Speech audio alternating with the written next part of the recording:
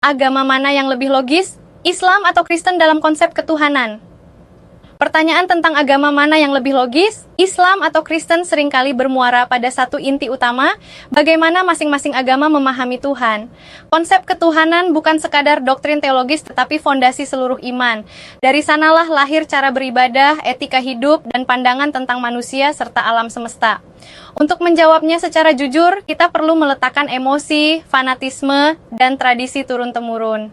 Kita melihatnya dari sudut rasionalitas, konsistensi ajaran, dan kesesuaian dengan akal sehat. Ketuhanan dalam Islam. Tauhid yang absolut Islam menegaskan bahwa Tuhan itu satu, mutlak, tidak terbagi, tidak beranak, dan tidak diperanakkan. Konsep ini disebut tauhid. Al-Quran merumuskannya dengan sangat ringkas namun padat. Dialah Allah yang Maha Esa, Allah tempat bergantung segala sesuatu. Dia tidak beranak dan tidak diperanakkan, dan tidak ada sesuatu pun yang setara dengan Dia. Dalam Islam, Tuhan sepenuhnya transenden. Ia tidak menjadi manusia, tidak lapar, tidak tidur, dan tidak mati. Ia adalah pencipta, sementara seluruh makhluk adalah ciptaan.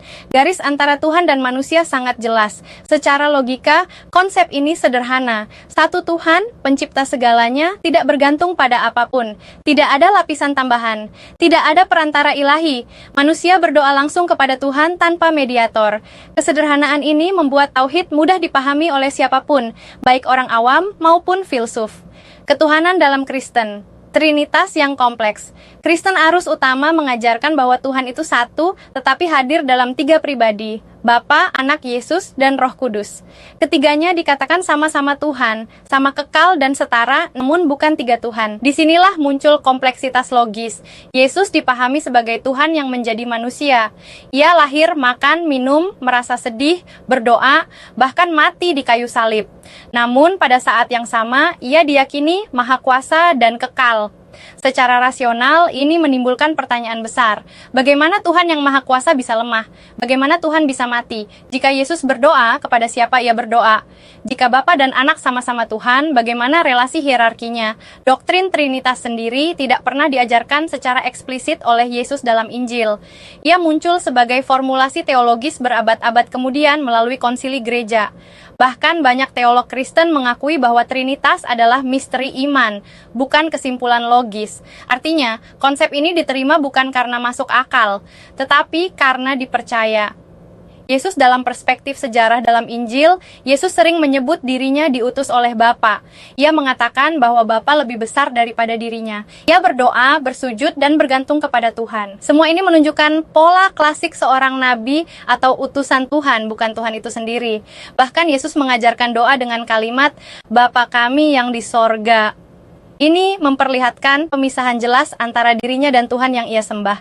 Jika Yesus adalah Tuhan, mengapa ia masih menyembah Tuhan? Konsistensi logika. Secara logika sederhana, dalam Islam, Tuhan satu disembah langsung, tidak berubah bentuk. Tidak ada kontradiksi antara sifat ketuhanan dan realitas dunia. Dalam Kristen, Tuhan menjadi manusia itu Tuhan.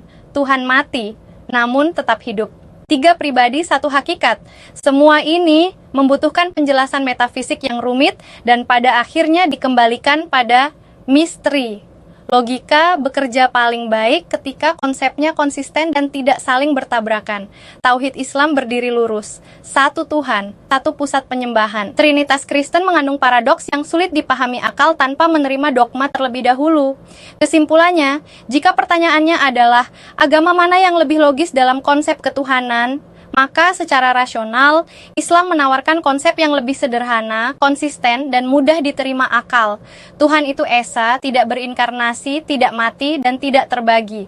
Sementara Kristen menghadirkan konsep ketuhanan yang kompleks, penuh paradoks, dan bergantung pada iman terhadap misteri teologis. Pada akhirnya, setiap orang bebas memilih keyakinannya.